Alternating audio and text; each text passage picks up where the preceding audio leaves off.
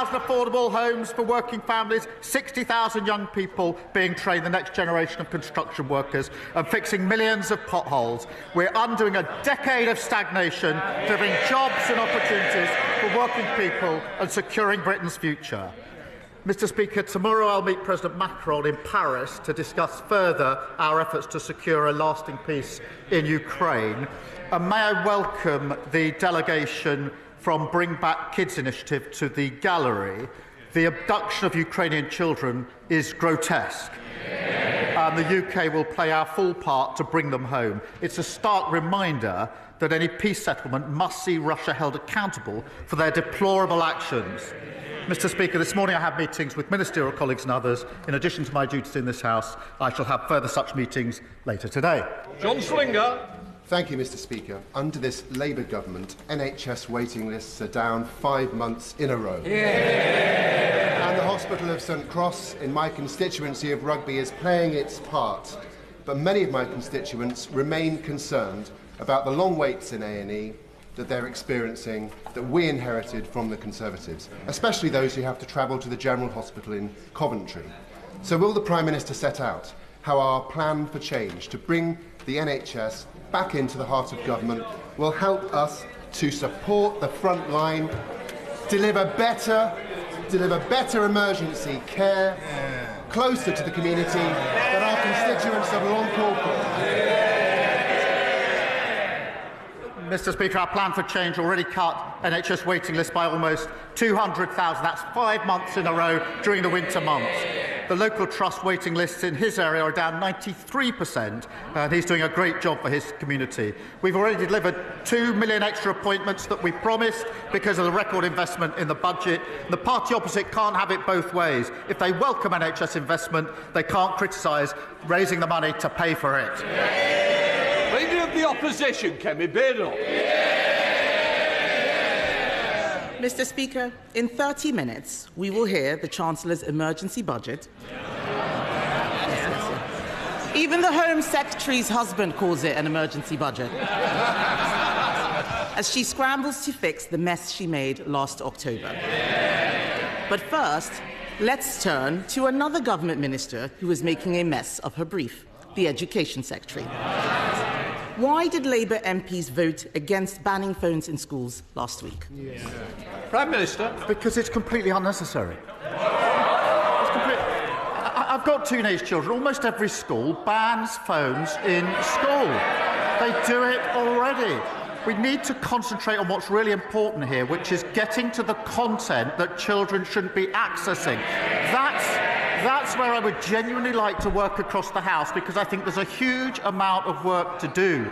But the battle is not with schools that are already banning phones in school. The battle, and this is an important emerging battle, is to work together to ensure that we can ensure that the content that children are accessing, wherever they are, is suitable for their age. Mr. Speaker, we can look at the content, but if the ban is unnecessary, then why is it that they've started a review? Just last week, his Education Secretary called a ban a bit gimmick, yet teachers and head teachers say the evidence already shows that schools that ban phones get better results. And he's wrong. Not all schools do this. Only 1 in 10 schools are smartphone-free. So will he U-turn on this? We need to ensure that all schools do this, but the vast majority do. It is really important that we focus on the battle we have to have with mobile phones, which is the content that children are able to access. And we need to ensure that that is controlled wherever they are. So it's a question of having the right battle on the right issue, not wasting time on something where almost all schools are already banning mobile phones. Mr. Speaker, I'm surprised that the Prime Minister would say this. His own government evidence says that phones disrupt nearly half of GCSE classes every single day. Discipline is the #1 issue in many schools. Under the Conservatives, schools became twice as likely to be good or outstanding after going through our behaviour programme. So why did the Education Secretary abolish that programme? Prime Minister.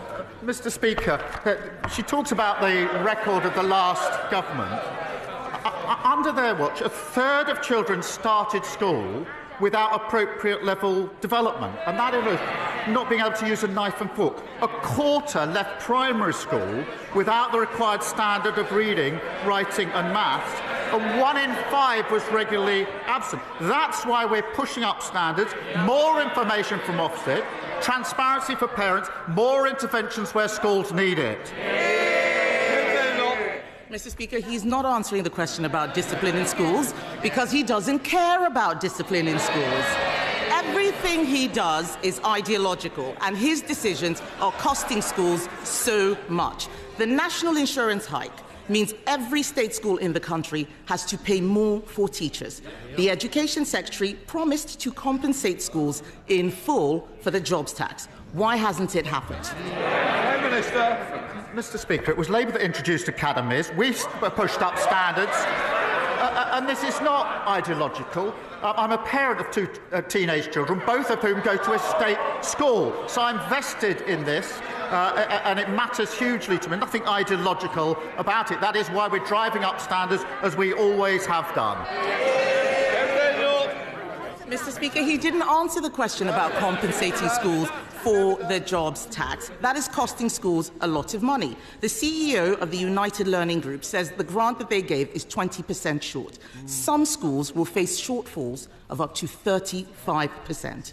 Can he guarantee that no teacher will lose their job as a result of his jobs tax? Mr. Speaker, it was this government at the budget that put a record amount into our schools, just as we put a record amount into our NHS and into our public services. We were utterly failed under the last government. But yet again, she wants all the benefits, the NHS, but she can't say how she's going to pay for it. That's what got us into the mess in the first place. Mr. Speaker, the whole House will have heard that he could not guarantee that teachers' jobs are safe. Not only is he taxing schools, he's also lowering standards. He talks about our record. I'll tell him what our record was. Under the Conservatives, English schools shot up the international league tables, while schools in Labour-run Wales, standards fell. Academy freedoms led to the biggest improvement of standards in a generation. But the Education Secretary is attacking them with her reforms. Can the Prime Minister point to any evidence at all, that these discredited academy reforms will improve school standards? Prime Minister. Yes, take the example of schools going into academies. The vast majority of schools are already academies. Therefore, we need to think again about what we do about failing schools that are already academies. We need to go on to the next chapter. And they never take the big decisions, and that's why we ended up their record. Open borders, which she was the cheerleader for, a crashed economy, mortgages through the roof, the NHS on its knees, hollowed out armed forces, and what have we got already under this government? 2 million extra NHS appointments, 750 breakfast clubs, including one in her constituency, record numbers of people being returned who shouldn't be here, and fully funded increase in defence spending. That's the difference a Labour government makes. Thank you, Mr. Speaker. I recently visited Harlow College and saw the work they were doing, training the bricklayers and electricians of the future. Would the Prime Minister agree with me that work that FE colleges like Harlow College do is vital for the house building that we need for future generations? And what will his government do to support Harlow's next generation? Prime Minister. He's a great champion for his constituents. We are investing £600 million to train up to 60,000 more skilled house builders so we can support the next generation and deliver 1.5 million new homes. We're creating technical excellence colleges and investing in Stansted Airport, creating 5,000 jobs nearby, which will create more opportunities for young people in Harlow. Leader of Liberal Democrats, Red David. Thank you, Mr. Speaker. The British drama Adolescence has shone a much-needed spotlight on the enormous damage being done by social media to the minds of many of our young people, especially teenage boys. We've argued social media giants should be much more toughly regulated and pay more tax so we can defend our young people from this harm. We've had disturbing reports that the government is considering scrapping the digital services tax and watering down Britain's online safety legislation to appease President Trump and his co-president, Elon Musk. So will the Prime Minister today categorically rule out both of these things and make it clear that he will guarantee that British laws on tax and social media will be written in this House and not the White House? Well, yes, of course, as he well knows. On the point he makes about online safety, it is important. There are new measures coming in the next few months which are very important under the Act, and we need to see whether we can go further on this issue, because there are concerns as to whether they go far enough. But will the laws be made in this place? Of course they will. David. Well, I'm grateful for the Prime Minister's reply on the social media laws, but he didn't answer the point on the digital services tax, and we will come back to that.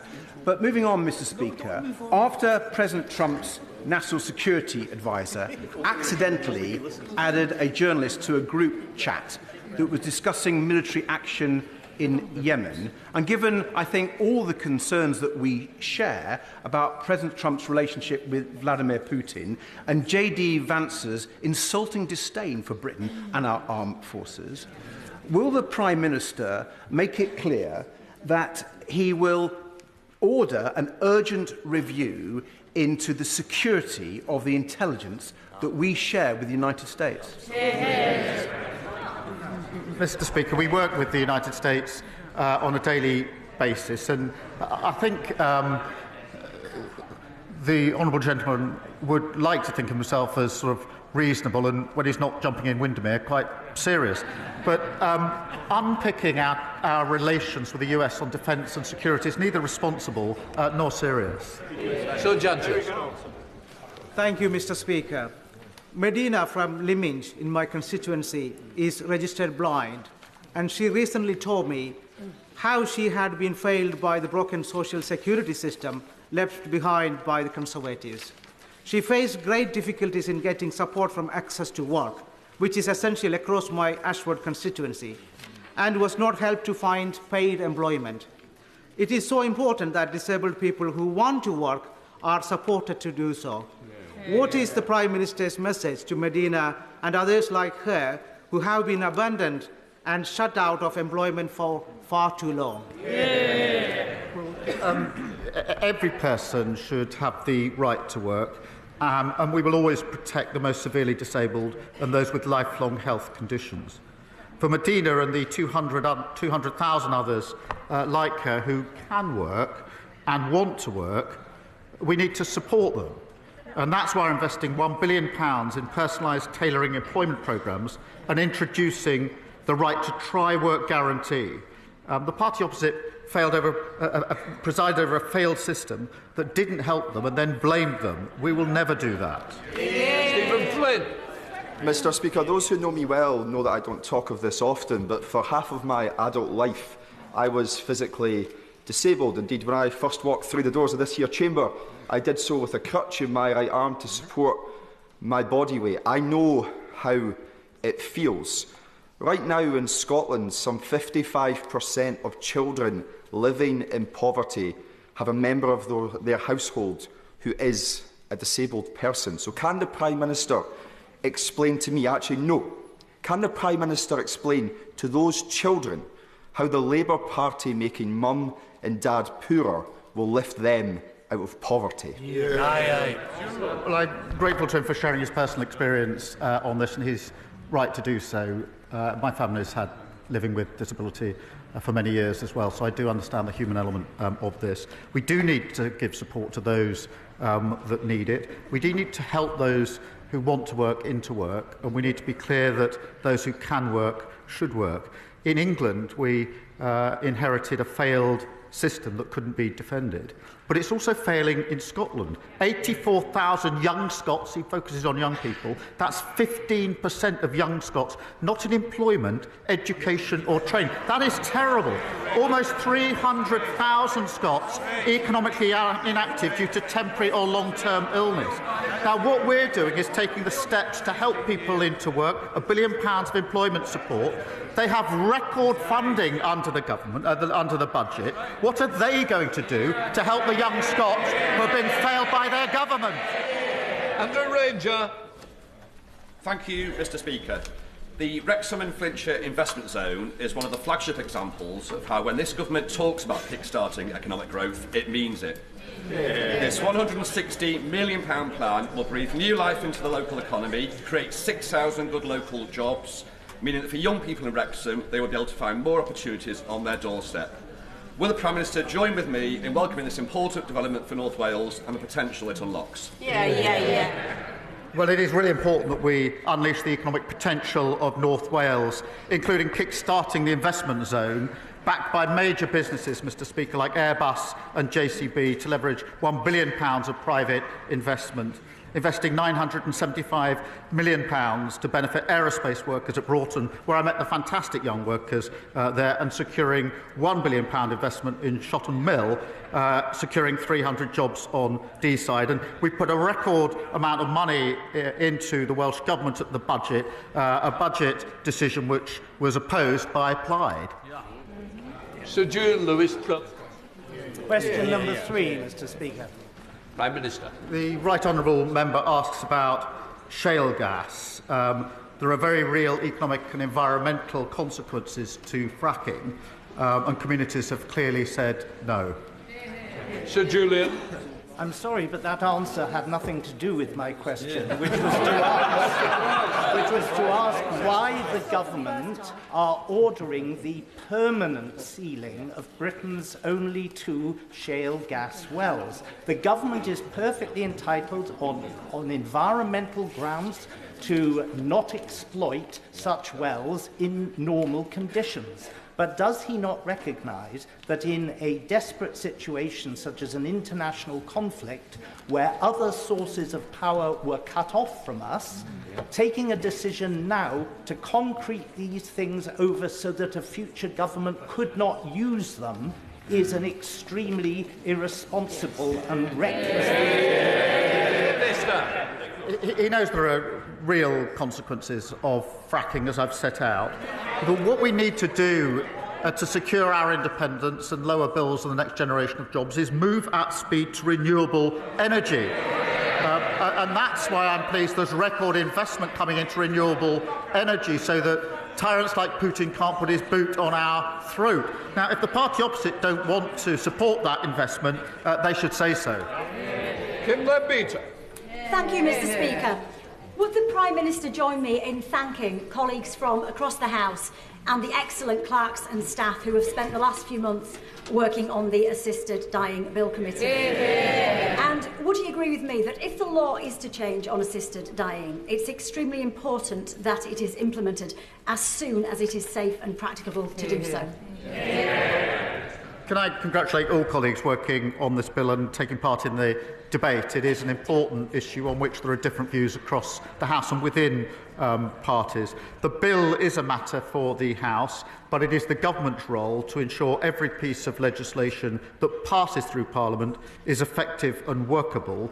So we will continue to work with my honourable friend as the bill sponsor to do that. In the same way, Mr Speaker, we would for every private member's bill which passes second reading, and if Parliament chooses to pass this bill, the government will implement it in a way that is safe and practicable. Bradley Thomas. Thank you, Mr Speaker. Acorns Children's Hospice provides compassionate care to very young cancer patients and their families across Bromsgrove and the villages, yet it faces a staggering £416,000 increase in national insurance contributions as a result of choices made by this government.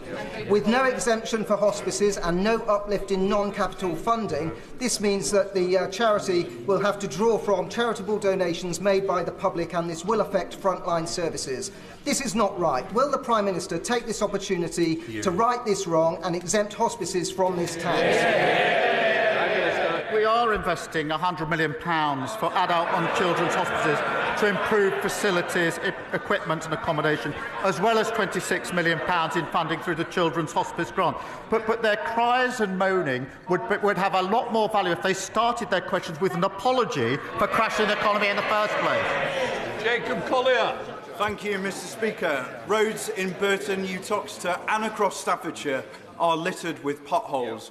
local people are forking out thousands because of the Conservatives' neglect and incompetence. And that's despite this Labour government giving Tory Staffordshire County Council £39 million to get the job done.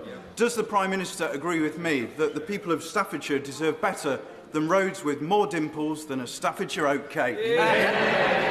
Prime Minister. Look, he's right. Potholes are a real nuisance. And if you're using your car for work or your van and you hit a pothole, you're looking at a bill of several hundred pounds, which is unbudgeted for so many working families. That's why we're handing the West Midlands Combined Authority an additional £8.6 million to help repair their roads, part of a record £1.6 billion invested across the country. On top of that, Mr Speaker, every council must now publish how many potholes they've filled so we can show that we're making progress and that we're delivering something that didn't happen under the last government. John Cooper.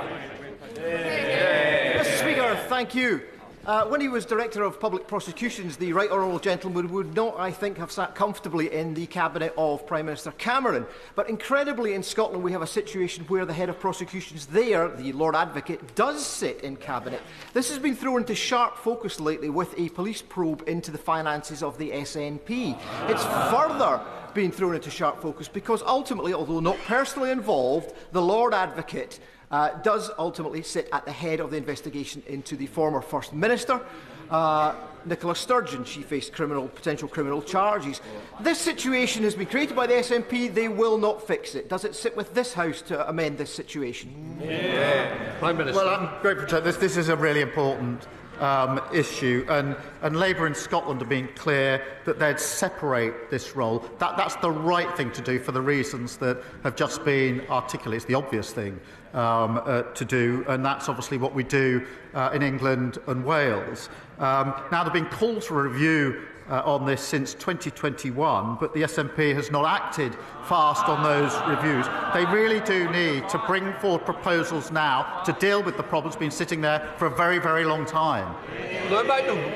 Thank you, Mr Speaker. Can I join the Prime Minister in welcoming the delegation from Bring Back Kids, who are trying to return the tens of thousands of children abducted by Vladimir Putin, an act of pure evil. The Prime Minister will be aware that they've been working with the Yale University Humanitarian Lab, who were tracking thousands of those children inside Russia until recently. I say until recently because they've had their long-term funding removed. Will we consider using our existing contributions to the Partnership Fund for a Resilient Ukraine to restore that important work that they're doing, and in doing so restore the hope that those children can be returned to their anguished families? Well, I'm grateful to him for emphasising this again. Russia's abduction of Ukrainian children is sickening, and I think across the House we would all agree on that. A peace settlement in Ukraine must see Russia held to account and the children reunited with their families. And in specific reference to his question, the UK is playing our full part in international efforts, including funding the Bring Kids Back initiative through the Partnership Fund for a Resilient Ukraine. And I want to reassure the whole House we'll do everything we can to see these children returned and reintegrated as safely and as quickly as is possible. Thank you very much, Mr Speaker. The 7-year-old adoptive daughter of my constituent Sarah suffered immense trauma in her early years. Thanks to support from the Adoption and Special Guardianship Support Fund, she's been able to access much-needed therapy that's helped her progress. But she and thousands of others don't know if they'll be able to get more help, because in just 5 days, that fund ends and ministers have repeatedly refused to confirm whether it will continue. So can the Prime Minister give a cast-iron guarantee to vulnerable children, adoptive parents and kinship carers that he won't cut this fund, and so that, in Sarah's words, she can give her daughter the absolute best second chance in life she deserves? Well, we will set out details just as soon as we can on the basis of the principles that I set out earlier. The scheme overall, in terms of welfare, is not defendable on terms, but it must be a scheme that supports those that need it, and the details will be set out. Thank you very much, Mr. Speaker. While our nation was being engulfed last year by racist riots in Slough, Christians, Hindus, Jews, Sikhs, people of faith and no faith openly declared that if anybody tried to attack a mosque in our town, we'd stand in solidarity with our local Muslim community to protect it. However, since then, many have become more fearful with a rise in Islamophobic attacks, including this month at a mosque in Aberdeen. So can my right honourable friend, the Prime Minister, confirm to the country what steps is the government taking to tackle such hate crime and promote community cohesion so that those seeking to divide our British society are not allowed to succeed? Well, I thank him for his question. He does great work to bring our communities together, especially in Slough. Look, any form of racial or religious-based hatred is abhorrent and has no place in society. We have set aside over £50 million to protect faith communities and freedom of worship. That's the right thing to do. It's a shame that we have to do it. And our £15 million Community Recovery Fund has been supporting communities affected by the disorder last summer. Again, the right thing to do, but it's a shame that we have to do it. Sir Roger Gale. Mr. Speaker, the problems faced by Heathrow earlier in the week have highlighted again the fact that since the closure of Manston Airport in Kent, South East lacks a major diversion facility. Now, one diversion facility would not, of course, have compensated for the closure of Heathrow, a major hub airport. But would the Prime Minister agree that with the reopening of Manston planned for October 2028, there will be a significant contribution to resilience of aviation in the South East? Well, look, he's right to raise the concern about the situation in Heathrow. I think everybody is very concerned by what happened last week. There are clearly questions that need to be answered on a number of fronts in relation to what happened, and an investigation is ongoing. But I'm not going to announce particular parts of our policy and strategy here at this stage. Irene Campbell. Thank you, Mr. Speaker. In my constituency of North Ayrshire and Arran, the SNP ferry fiasco is having a devastating social and economic impact on our Drawson and the Isle of Arran. As well as building a Calmac ferry that doesn't fit into the existing harbour, the Fraser of Allender Institute estimates that the disrupted ferries cost the Isle of Arran £170,000 of lost revenue per day. Does the Prime Minister agree with me that the SNP government needs to find a rapid solution to swiftly address this serious situation? I thank her for fighting SNP incompetence on behalf of her constituents. Yet again, the SNP are failing island communities. Hospital appointments are being missed and livelihoods destroyed. And Scotland has a proud history of shipbuilding and engineering. The SNP should be supporting Scottish workers and focusing on delivering for our communities. Vicky Slade. Thank you, Mr. Speaker. Camphor Magna in my constituency is proposed as a site for a new energy from waste incinerator, which will burn 260,000 tonnes of waste a year, more than the whole of Dorset's use. And I'm concerned that as we reduce our levels of waste with the brilliant new plans to recycle more, we're going to end up having to feed the monster. The area already has 95% of the capacity. So does the Prime Minister agree with me that we shouldn't allow new plants where we already have sufficient capacity, or where carbon capture is not going to be included? I hope she'll forgive me. The details of the particular incinerator she speaks of, I don't know the details. I'm not across that. But I will make sure that she gets an answer to her question in written form as soon as possible. Chris MacDonald. Thank you, Mr. Speaker. Can I commend my right honourable friend for his leadership on Ukraine, showing that the UK is once again at the forefront of protecting democratic freedoms? Does he agree with me that as our defence spending increases, we need to support our supply chain companies to increase their capability, creating good jobs and apprenticeships in places like Stockton North and across the country? And will he meet with me and our Teesside Defence and Innovation Cluster that I've established, which is helping to create that new defence capability for the UK? Prime Minister. Well, Mr. Speaker, this is a once-in-a-generation moment for security of our country and our continent. We've set out that fully funded increase in defence spending to 2.5% in 2027, the biggest sustained boost since the Cold War. But that must benefit British jobs and British businesses. And that's why I'll make sure that he gets the meeting that he wants with the relevant minister. Jerome Mayo. October last year, the Chancellor delivered a massive tax, borrow and spend budget. Now her plans have collapsed around her ears with an emergency budget to cut that spending. So has the time now come, Mr. Speaker, for the Prime Minister to state in public that he has full confidence in the Chancellor? I have full confidence in the Chancellor. Thank you. Thank you very much, Mr. Speaker. Albion Rovers has been a football institution in Coatbridge since 1882. However, following relegation and the lack of financial support for teams leaving professional leagues, it now faces a deeply perilous situation, risking the very future of one of Scotland's oldest football clubs. Does my right honourable friend agree that clubs like Albion Rovers are integral to the fabric of our communities? And will he join me in encouraging all parties to be solution-focused on this matter and encourage football authorities to strengthen our clubs in the lower leagues to help protect their future? Well, he's a superb local champion, and regardless of which club any of us support, they share a love of the game, and they are at the heart of our communities, and Albion Rovers is exactly that, a huge point of local pride, and I'd encourage all efforts to secure the future of the club. Final question, Dr Kieran Muller. Thank you, Mr. Speaker. We're joined in Parliament today by Katie Brett, whose 16-year-old sister Sasha was raped and stabbed to death. Aisha Hussain, whose cousin Jan was killed by a sex offender and stored her body in a freezer. Paula Hudgell, whose adopted son Tony lost his lower legs as a result of child cruelty. And Becky and Glenn Newens, whose daughter Violet Grace was killed by a hit-and-run driver who spent barely more time in prison than she was alive. Supporting them are Jeremy and Susan Everard, who received justice for the murder of their daughter, Sarah, but who know too many others do not.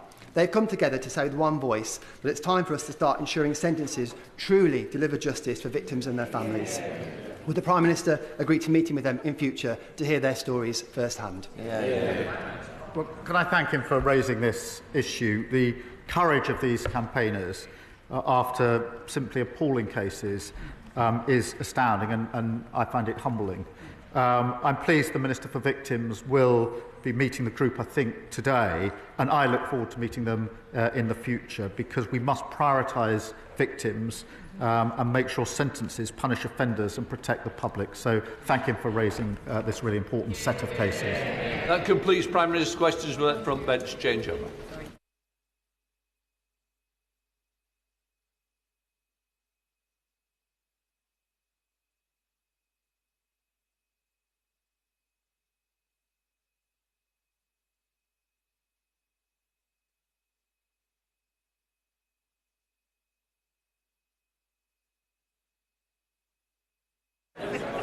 Right, we now come to the spring statement. Chancellor of the Exchequer, Rachel Reeves. Mr. Speaker, this Labour government was elected to bring change to our country, to provide security for working people and to deliver a decade of national renewal. That work began in July, and I am proud of what we have delivered in just 9 months. Restoring stability to our public finances, giving the Bank of England the foundation to cut interest rates 3 times since the general election, rebuilding our public services with record investment in our NHS, bringing waiting lists down for 5 months in a row, and increasing the national living wage to give 3 million people a pay rise from next week. Now our task is to secure Britain's future in a world that is changing before our eyes.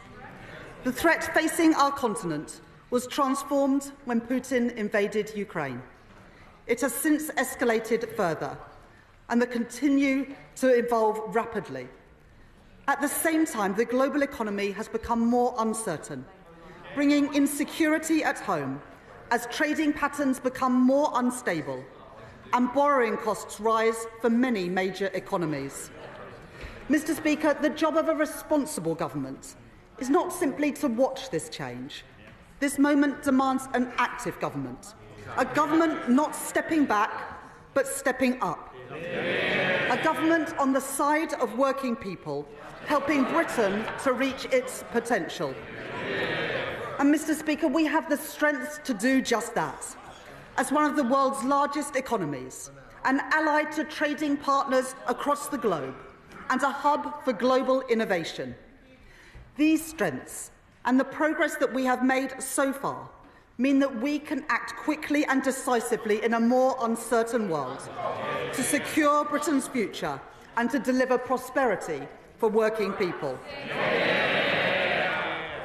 Mr. Speaker, as I set out at the budget last year, I am today returning to the House to provide an update on our public finances, supported by a new forecast from the Independent Office for Budget Responsibility.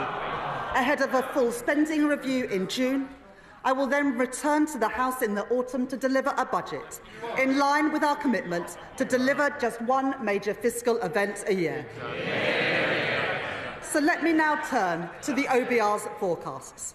And I want to thank Richard Hughes and his team for their dedicated work. The increased global uncertainty has had two consequences. First, on our public finances, and second, on our economy. I will take each in turn. In the autumn, I set out our new fiscal rules that would guide this government. These fiscal rules are non-negotiable.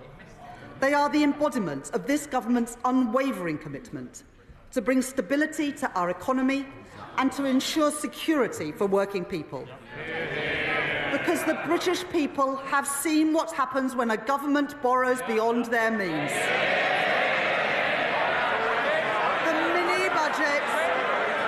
The mini-budget delivered by the party opposite resulted in higher bills, in higher rents and higher mortgages. And, Mr. Speaker, it was not the wealthy who suffered most when they crushed the economy. It was ordinary working people. And they continue to feel the effects 2.5 years later of the damage that the party opposite did. Now let me be clear. There is nothing progressive, there is nothing Labour about working people paying the price for economic irresponsibility. The British people put their trust in this Labour government because they knew that I would never take risks with the public finances, that we would never do anything to put household finances in danger, and we must earn that trust every single day. The two rules that I set out at the budget were first, our stability rule, which ensures that public spending is under control, balancing the current budget by 2029-30, so that day-to-day spending is met by tax receipts. Second, our investment rule, to drive growth in the economy, ensuring that net financial debt falls by the end of the forecast period, while enabling us to invest alongside business. Turning first to the stability rule, the OBR's forecast shows that before the steps that I will take in this statement, the current budget would have been in deficit by £4.1 billion in 2029-30, having been in surplus by £9.9 billion in the autumn, as the UK, alongside our international peers like France and Germany, has seen the cost of borrowing rise during this period of heightened uncertainty in global markets. As a result of the steps that I am taking today, I can confirm that I have restored in full our headroom against the stability rule, moving from a deficit of £36.1 billion in 2025-26 and £13.4 billion in 2026-27 to a surplus of £6.0 billion in 27-28, £7.1 billion in 2028-29 and a surplus of £9.9 billion in 2029-30. That compares to the headroom left by the previous government of just £6.5 billion. That means we are continuing to meet the stability rule 2 years early, building resilience to shocks in this, a more uncertain world. The OBR forecast that the investment rule is also met 2 years early, with net financial debt of 82.9% of GDP in 25-26 and 83.5% in 26-27, before falling to 83.4% in 27-28, in 83.2% in 2028-29, and then to 82.7% in 2029-30, providing headroom of £15.1 billion in the final year of the forecast, broadly unchanged from the autumn. After the last government doubled the national debt,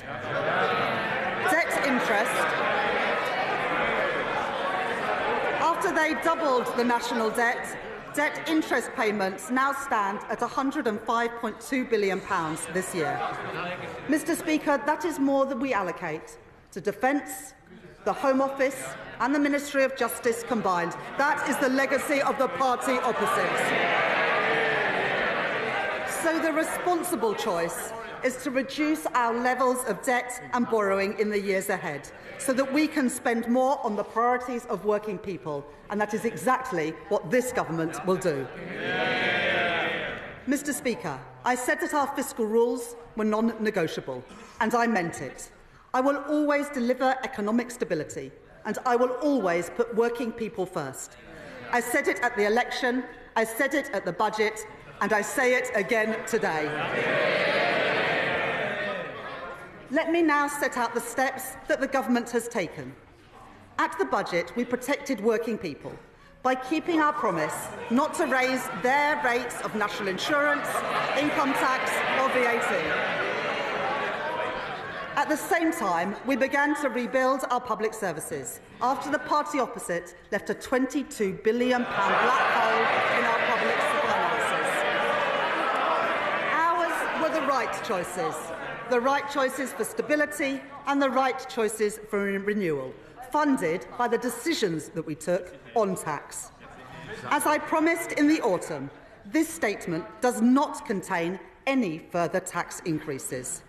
But when working people are paying their taxes while still struggling with the cost of living, it cannot be right that others are still evading what they rightly owe in tax. In the budget, I delivered the most ambitious package of measures that we have ever seen to cut down on tax evasion, raising £6.5 billion per year by the end of the forecast. Today, I go further, continuing our investment in cutting-edge technology, investing in the HMRC's capacity to crack down on tax avoidance, and setting out plans to increase the number of tax fraudsters charged every year by 20%. These changes raise a further £1 billion, taking the total revenue raised from reducing tax evasion under this Labour government to £7.5 billion. These figures are verified by the Office for Budget Responsibility, and I want to thank my honourable friend, the Exchequer Secretary, for his continued work in this area. Mr. Speaker, last week my right honourable friend, the Secretary of State for Work and Pensions, set out this government's plans to reform the welfare system. The Labour Party is the party of work. We believe that if you can work, you should work. But if you can't work, you should be properly supported.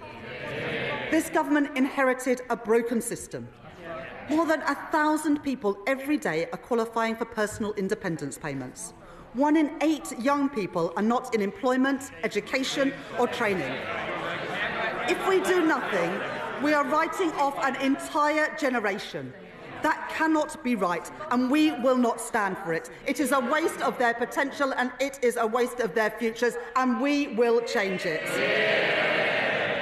As my right honourable friend said in her statement last week, the final costings would be subject to the OBR's assessment. Today, the OBR have said that they estimate that the package will save £4.8 billion in the welfare budget, reflecting their judgments on behavioural effects and wider factors. This also reflects final adjustments to the overall package, consistent with the Secretary of State's statement last week and the Government's Pathways to Work Green Paper. The Universal Credit Standard Allowance will increase from £92 per week in 25-26 to £106 a week by 29-30, while the Universal Credit Health element will be cut for new claimants by around 50% and then frozen. On top of this, we are investing £1 billion to provide guaranteed personalised employment support to help people back into work. And £400 million to support the Department for Work and Pensions and our job centres to deliver these changes effectively and fairly, taking total savings after that to the package to £3.4 billion. While spending on disability and sickness benefits will continue to rise, these plans mean that welfare spending as a share of GDP will fall between 2026 and the end of the forecast period, very different to what we inherited from the party opposite. We are reforming our welfare system, making it more sustainable, protecting the most vulnerable and, most importantly, supporting more people back into secure work, lifting them out of poverty. Mr. Speaker, at the budget, I fixed the foundations of our economy to deliver on the promise of change. That work has already begun. 2 million extra appointments in our NHS. Waiting lists down. New breakfast clubs opening across England. The largest settlements in real terms for Scotland, Wales and Northern Ireland in the history of devolution. Asylum costs falling, promises made, promises kept, and every single one of them opposed by the parties opposite. At the budget, alongside providing an increase in funding for this year and next, I set the envelope for the spending review, which we will deliver in June, led by my right honourable friend, the Chief Secretary to the Treasury, to set departmental budgets until 28-29 for day-to-day spending and until 2029-30 for capital spending. Today I am reflecting two steps that we have taken on our spending plans. First, because we are living in an uncertain world, as the Prime Minister has set out, we will increase defence spending to 2.5% of GDP, reducing overseas aid to 0.3% of gross national income. This means we save £2.6 billion in day-to-day spending in 2029-30 to fund our more capital-intensive defence commitments. Second, in recent months, we have begun to fundamentally reform the British state, driving efficiency and productivity across government, to deliver tangible savings and improve services across our country. Earlier this the Prime Minister set out plans to abolish the arm's-length body NHS England and ensure that that money goes directly to improving the service for patients. My right honourable friend, the Health Secretary, is driving forward vital reforms to increase NHS productivity, bearing down on costly agency spend to save money so that we can improve patient care. And my right honourable friend, the Chancellor of the Duchy of Lancaster, is taking forward work to significantly reduce the costs of running government by 15%, worth £2 billion by the end of the decade. This work shows that we can make our state leaner and more agile, delivering more resources to the front line, while ensuring that we control day-to-day spending to meet our fiscal rules. Today, I build on that work by bringing forward £3.25 billion of investment to deliver the reforms that our public services need through a new transformation fund. That is money brought forward now to bring down the costs of running government by the end of the forecast period, by making public services more efficient, more productive and more focused on the user. I can confirm today the first allocations from this fund, including funding for voluntary exit schemes to reduce the size of the civil service, pioneering AI tools to modernise the state, investment in top technology for the Ministry of Justice to deliver probation services more effectively, and upfront investment so we can support more children into foster care to give them the best possible start in life and reduce cost pressures in the future. Our work to make government leaner, more productive and more efficient will help deliver a further £3.5 billion of day-to-day savings by 2029-30. Overall, day-to-day spending will be reduced by £6.1 billion in 2029-30, and it will now grow by an average of 1.2% a year above inflation, compared to 1.3% in the autumn. Mr. Speaker, I can confirm to the House that day-to-day spending will increase in real terms above inflation in every single year of the forecast. And in the spending review, apart from the reductions in overseas aid, day-to-day spending across government has been fully protected. I can also confirm our approach to capital investment. In the autumn budget, I announced £100 billion of additional capital spending to crowd in investment from the private sector, to fix our crumbling infrastructure, and to create jobs in every corner of our country. Today, I am not cutting capital spending, as the party opposite did, time and time again, because that choked off growth, and it left our school roofs literally crumbling. That was the wrong choice.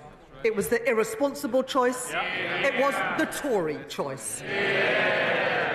Today, I am instead increasing capital spending by an average of £2 billion per year compared with the autumn, to drive growth in our economy and to deliver in full our vital commitments on defence.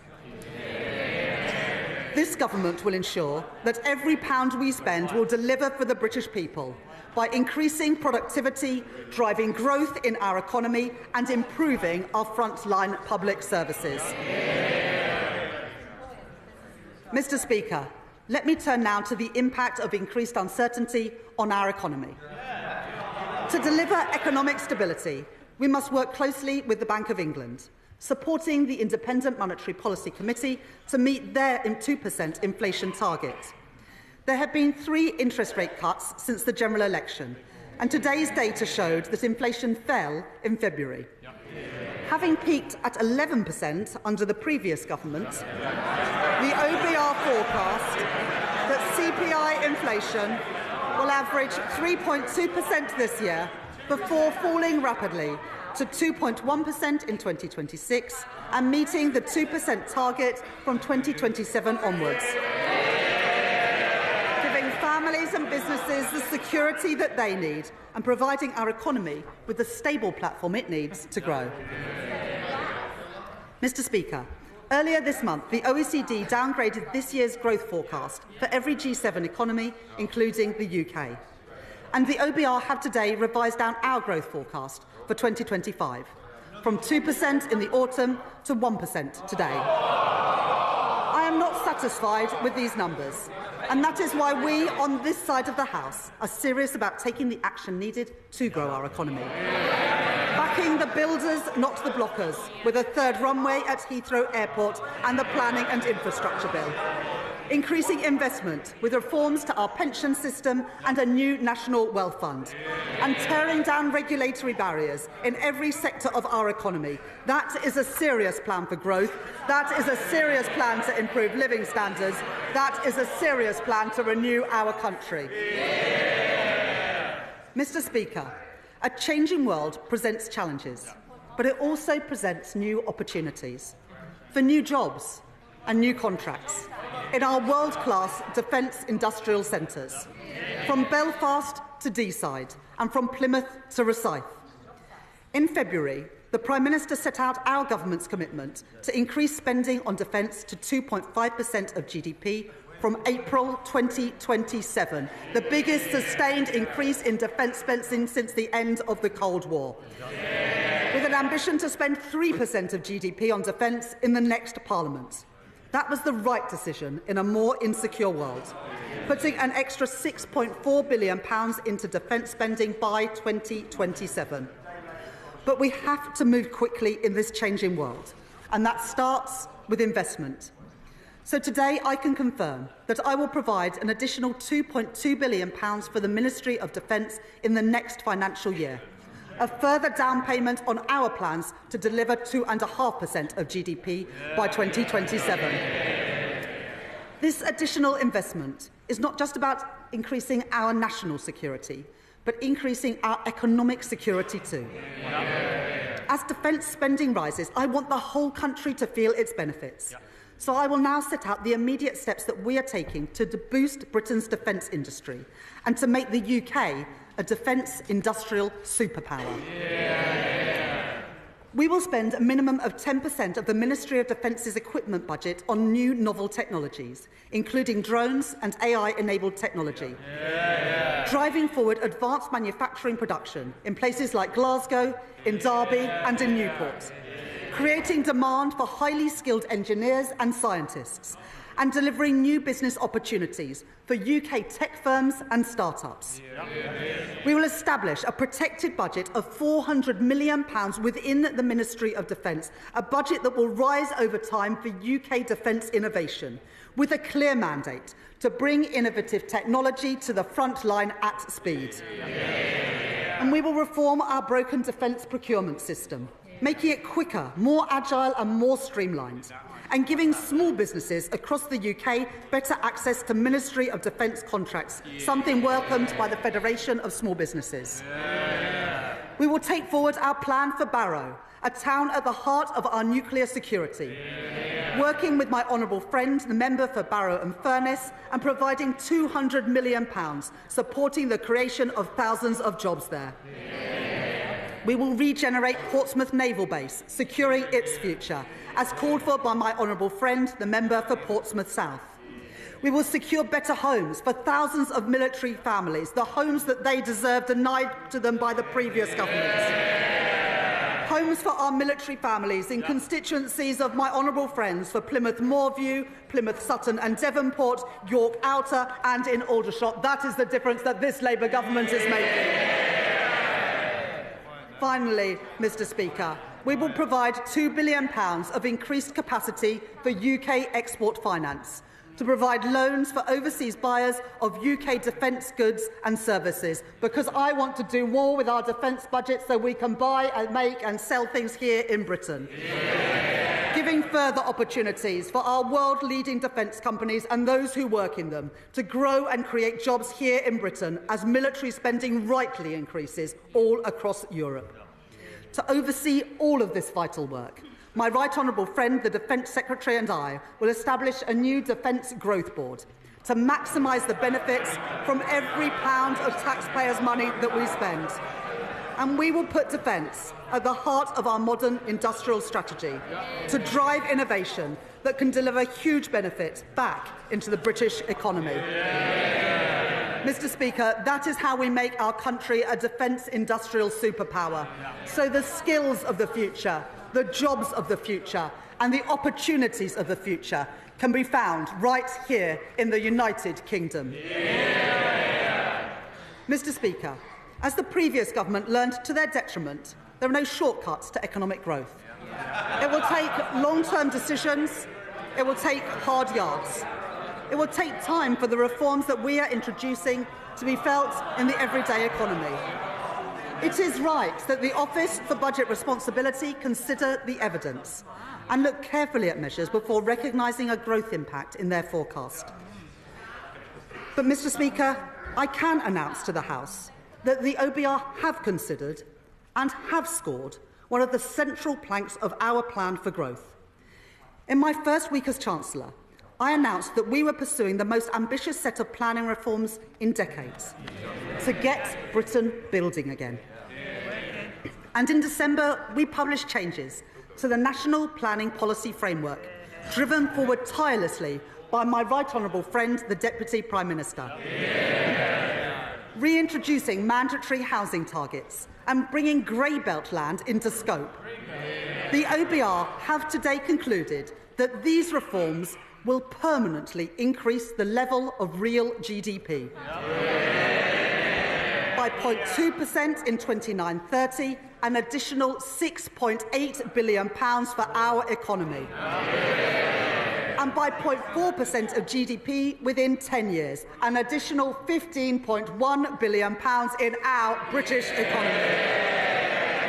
Mr Speaker, that is the biggest positive growth impact that the OBR have ever reflected in their forecast for a policy with no fiscal cost.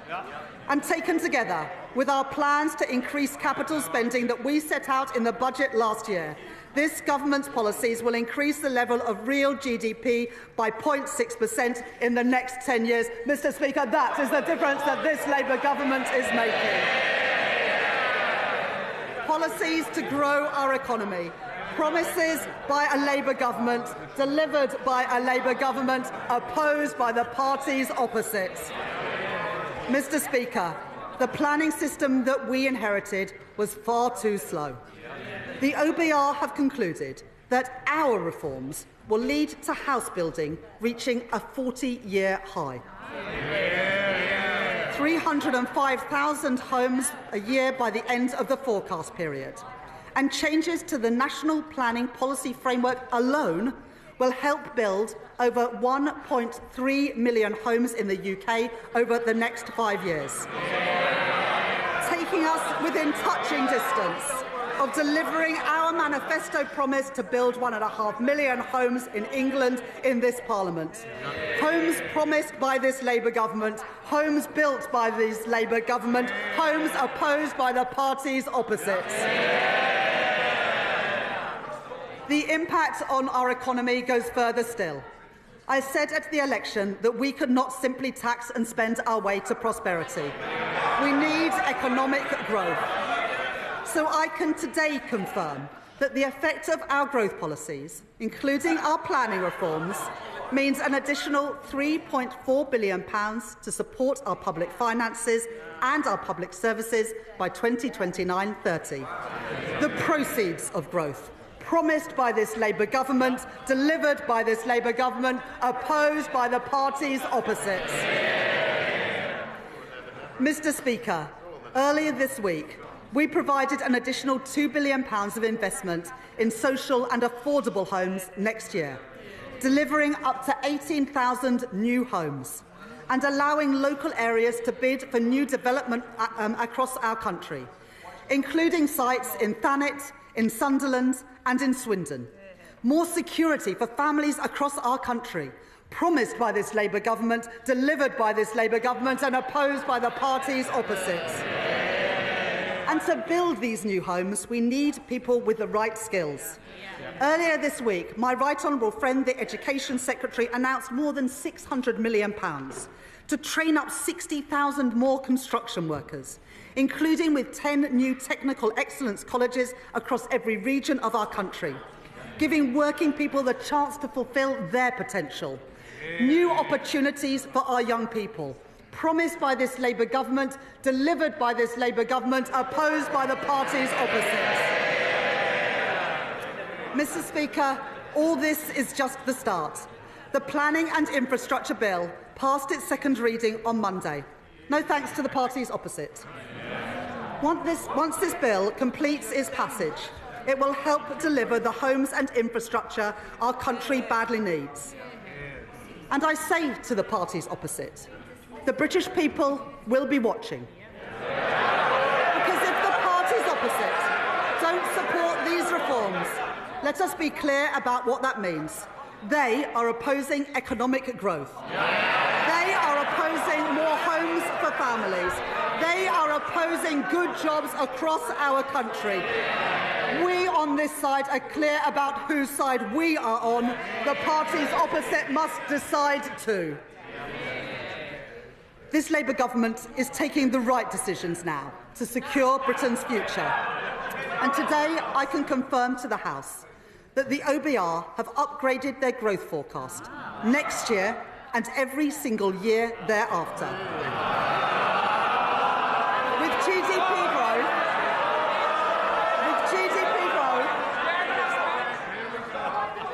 With GDP growth of 1.9% in 2026, of 1.8% in 2027, 1.7% in 2028 and 1.8% in 2029. Mr. Speaker, by the end of the forecast, our economy is larger compared to the OBR's forecast at the time of the budget. That is the difference that this Labour government is making. But, Mr. Speaker, this isn't just about lines on a graph. It's about improving people's lives. Working people are still feeling the pinch after a cost of living crisis caused by the party opposite that caused interest rates and inflation to go through the roof. So I am pleased that the OBR confirmed today that real household disposable income will now grow this year at almost twice the rate expected in the autumn.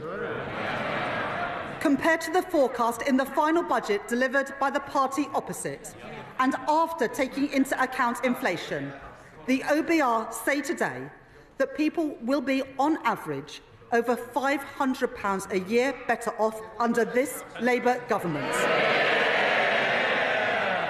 That will mean more money in the pockets of working people, higher living standards promised by this Labour government, delivered by this Labour government, opposed by the parties opposite. Mr. Speaker, the world is changing. We can see that and we can feel it.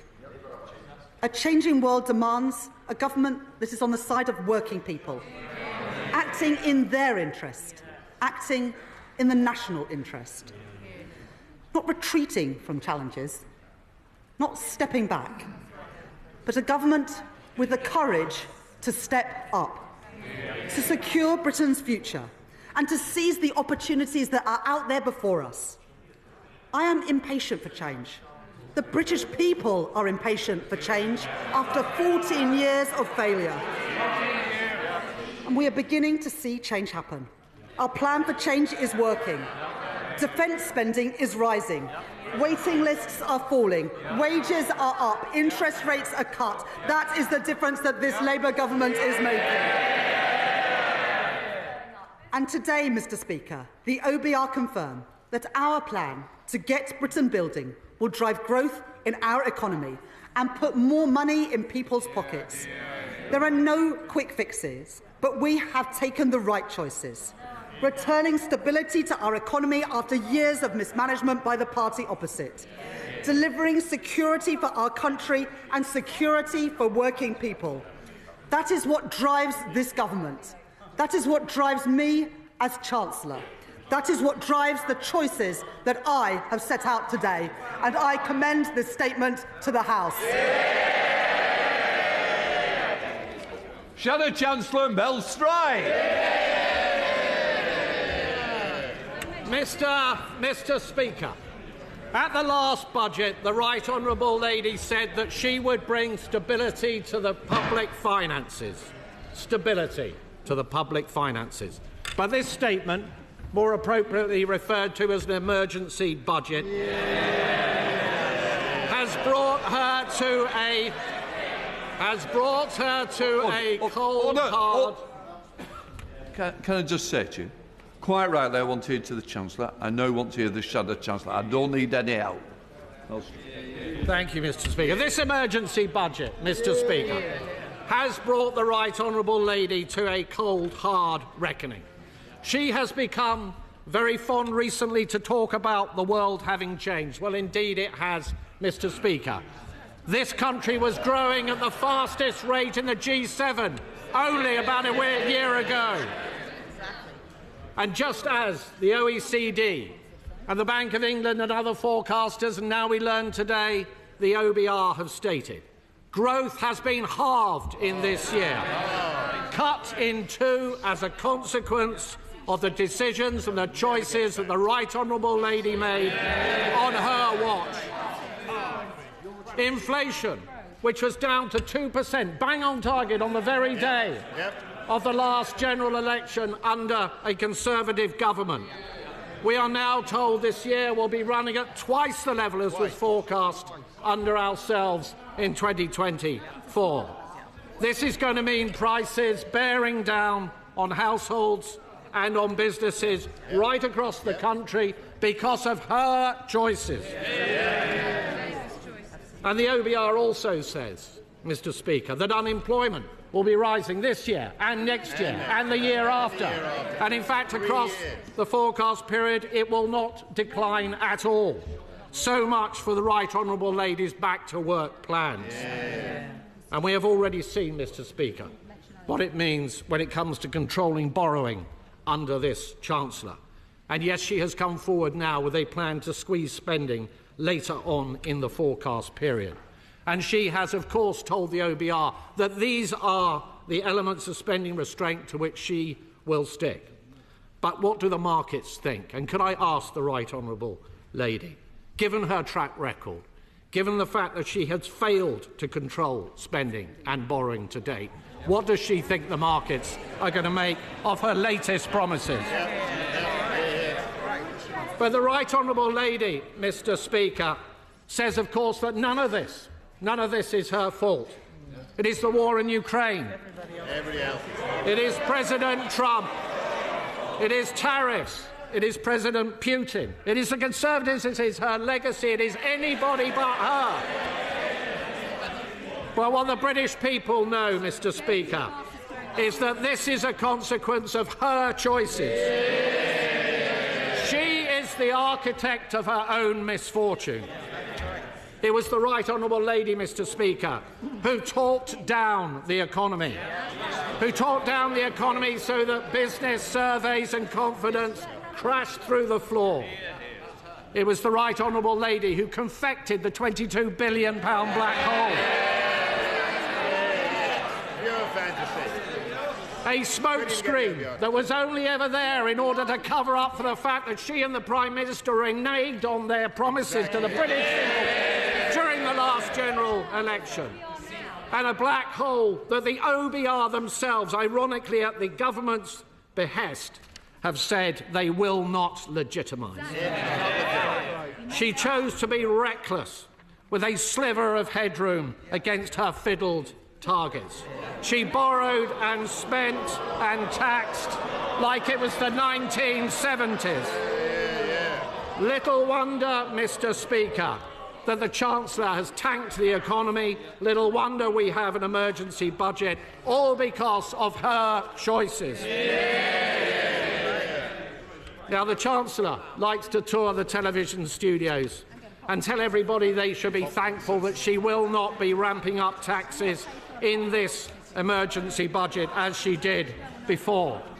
But that will be cold comfort to the millions up and down the country waiting in fear and trepidation for the start of the new tax year, buckling under the burden of tax that will be rising to the highest tax burden on her watch in the history of our country.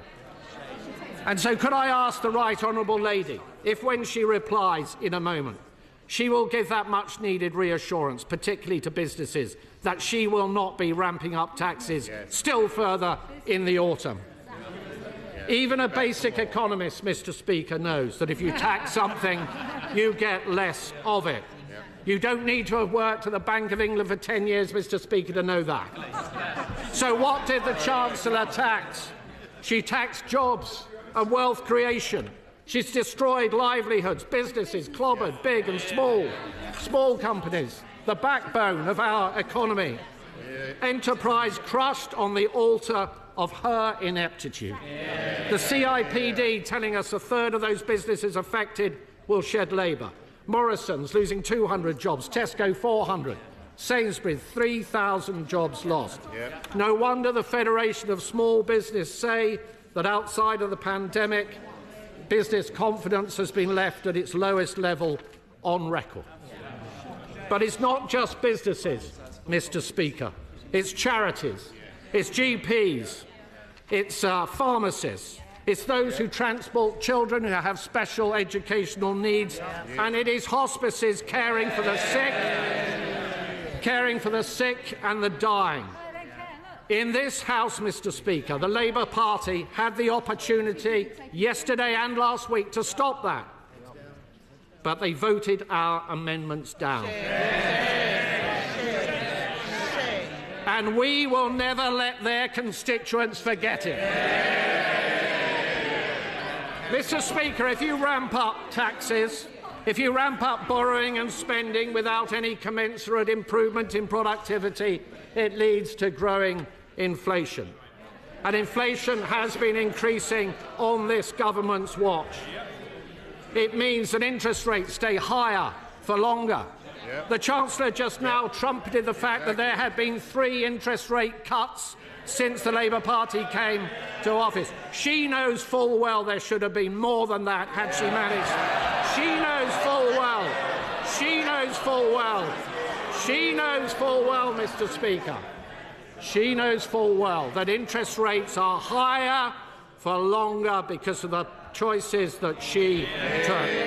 And this has led, Mr. Speaker, to servicing costs for our national debt, which is running at twice the defence budget.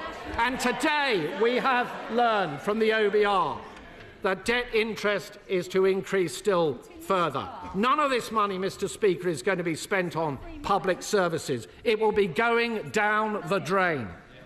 Mr. Speaker, the real black hole, Mr. Speaker, the real black hole is not the one the Chancellor invented, it is the one the Chancellor created. It's not a central problem, Mr. Speaker, the fact that this Chancellor is a gambler. Even with her fiddled fiscal targets, she left way too little headroom. Way too little headroom. And is not the truth that whilst the Right Honourable Lady said at the last budget that that was a once-in-a-Parliament reset, she rolled the dice on a wafer-thin margin, and she lost. Reckless with her fingers crossed, she fiddled the targets and she missed them.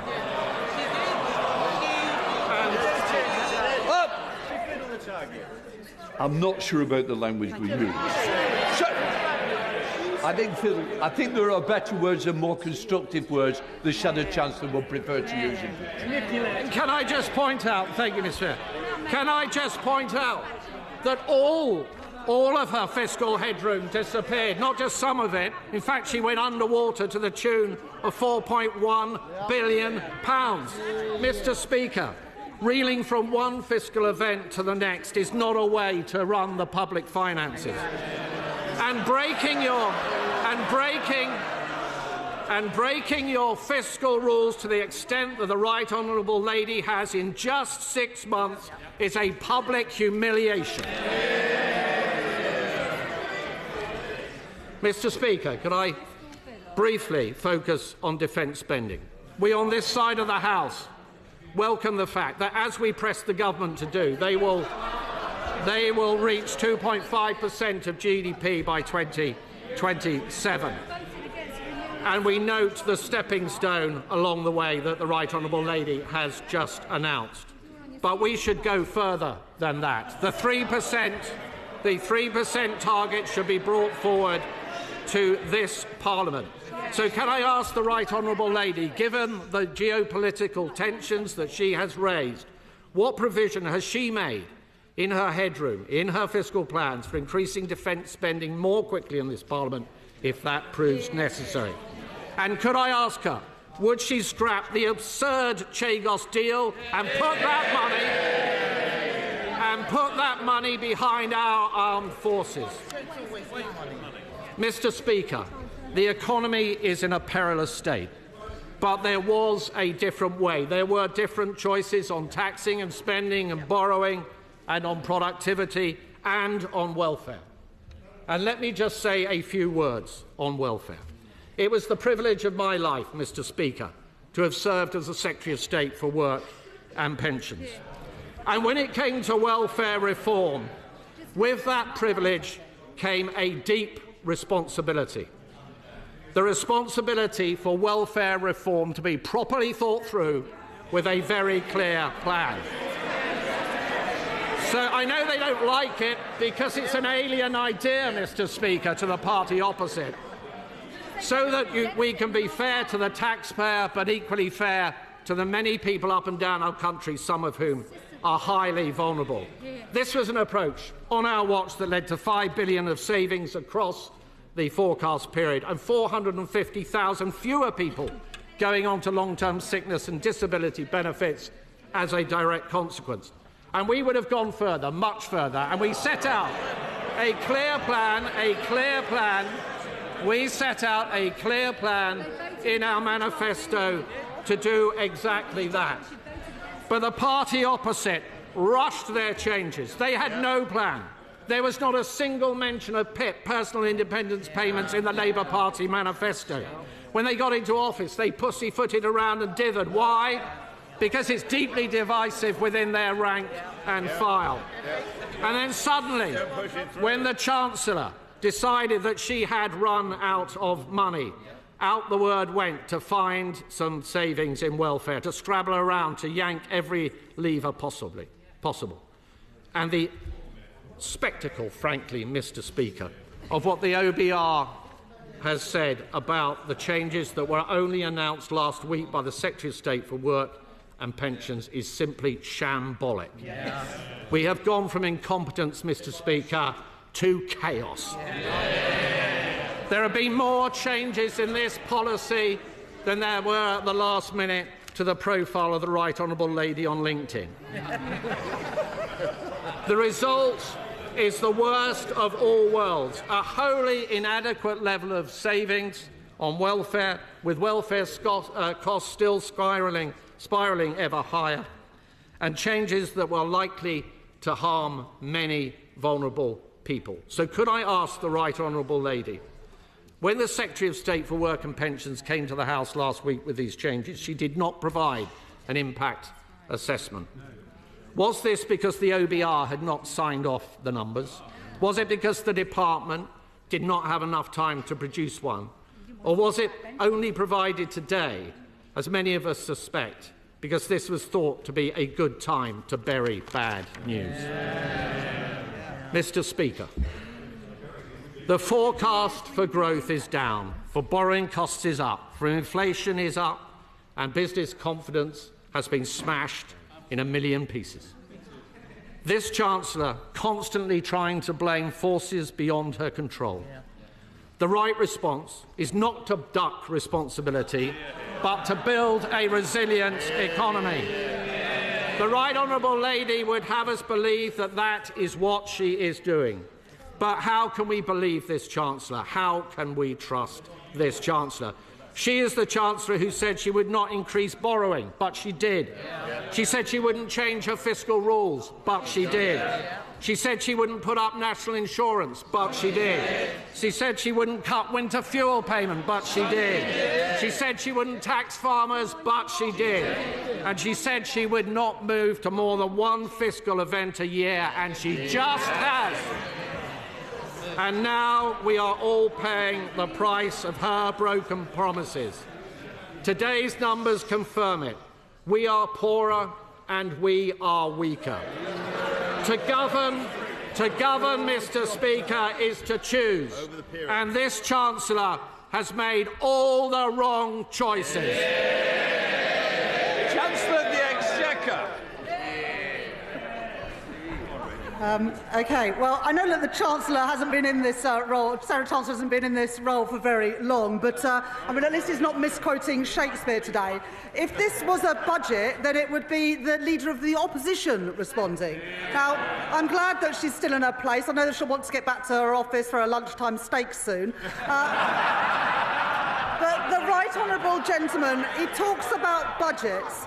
Let me remind the party opposite that the only emergency budget we have seen in recent years was in response to the party's disastrous mini-budget. A mini-budget that crushed the economy, sent mortgage bills spiralling and left a £22 billion black hole in our nation's finances. Now, they might have forgotten about the damage that they did to our country, but the British people never will. But as always, the Shadow Chancellor talked a lot, but he didn't offer a single alternative. He says he opposes our tax rises, but he can't tell us whether he would cut the NHS to reverse them. He says he wants economic growth, but they abstained on the very planning reforms that the OBR have said will kick-start growth. Now, Mr. Speaker, you don't change the country by abstaining, by sitting on the fence. You change the country by leading, by taking action, and that is what this government are doing. And Mr. Speaker, he says he wants businesses to trade, but he doesn't want us to talk to the second largest economy in the world, or indeed our biggest trading partners in the European Union. He simply isn't serious. 4 months into the job and he's got no clue. He wants to talk about growth, but he doesn't say anything about the fact that the OBR has upgraded growth next year and every single year after. He talks about pensioners, but he forgets that it's his party to scrap the triple lock, which we are protecting, and which will mean the state pension rising next month by over £400. And Mr. Speaker, he talks about wages, but he forgets the fact that we are boosting wages by boosting the national living wage from next month. And, Mr. Speaker, the Shadow Chancellor says nothing about living standards or this morning's fall in inflation, because the last Parliament was the worst on record, and the OBR today have revised up their forecast for family finances. Mr. Speaker, working people are always better off with Labour. Now, he is learning something, because at least this time he's asked a couple of questions, so let me respond to them. He asked what should the markets make. Well, what the market should see is that when I've been tested with a deterioration in the headroom, we have restored that headroom in full. That's the choices that I made. And he says that it's a slither of a headroom. Well, it's 50% more headroom than I inherited from the party opposite. When I was left with a slither of headroom, I rebuilt it after this government, last government, eroded it. That is the difference that we've made. And whilst they left the public finances and the public services a mess, we wiped the slate clean, which means we have the flexibility now to increase defence spending, as we have done in the, as the leader of the Labour Party has done. The party opposite had 14 years to increase defence spending, and now they lately come to the party. And the Shadow Chancellor mentions welfare reform and his time at the Department for Work and Pensions. What a legacy. 1 in 8 young people not in education, employment or training. 1,000 people a day going on to personal independence payments. And the OBR say today that welfare spending as a share of GDP will now start falling, a far cry from what we had under the party opposite. And, Mr. Speaker, the Shadow Chancellor speaks about employment. Well, the OBR say that employment will increase, that wages will increase and that living standards will increase. What a change after 14 years of the Conservative Party. Well, the world is changing, and no one can be in any doubt about it. But the Conservative Party are stuck in the past, divided, out of touch and carping from the sidelines. They have no plan. No plan to kickstart growth, no plan to fix our public services, no plan to keep our country safe. The only plan for change they are working on is to change their party leader, and you can't blame them for that. So if they have no plan, let me remind them about ours. The minimum wage up, real wages up, house building up, NHS investment up, investment in our schools up, investment in our roads up, defence spending up. Every single one of those policies opposed by the party opposite. Opposed by the Conservatives, opposed by Reform, opposed by the SNP, opposed by the Liberal Democrats and opposed by the Greens. Mr. Speaker, it's the anti-growth coalition in action. They are the blockers, we are the builders, securing Britain's future, protecting working people and delivering change. Chair of the Finance Committee, Dame Meg Hillier. Thank you, Mr. Speaker. Mr. Speaker, my right honourable friend inherited a very difficult challenge when she became Chancellor of the Exchequer last July, and she is absolutely right that the books need to balance. This is not other people's money we're spending, but taxpayers' money hard earned by our constituents, and she is right to be tough as Chancellor on this. We look forward to quizzing her at the Treasury Select Committee next week. I'm sure she's looking forward to it as much as we are. Mr. Speaker, the Chancellor announced an extra £2 billion a year in capital spending, and she talked about extra defence spending. Can she give some more detail about where she hopes that £2 billion a year extra will go? Yes, definitely. Chancellor. I thank my honourable friend for that question, and I indeed look forward to attending the Treasury Select Committee next week. I was pleased to have served on the Treasury Select Committee in the past, and it's a pleasure to give evidence to you. We will set out in the spending review, my right honourable friend, the Chief Secretary, will set out in the spending review the allocation of the additional capital money, but I was able to announce today £2.2 billion into defence from next year, as well as £2 billion as a down payment to build the affordable and social housing that we need. 2 examples of the priorities of this government to get Britain building and to secure our national security. Liberal Democrat spokesperson Daisy Cooper. Thank you, Mr. Speaker. The people of this country are crying out for change, but they feel they're just getting more of the same. Of course, it was the Conservative Party that wrecked the public finances, but we are 8 months into the new government, and people are left wondering, where is the change that was promised? The Chancellor says that the world is changing, so why won't she change course with it?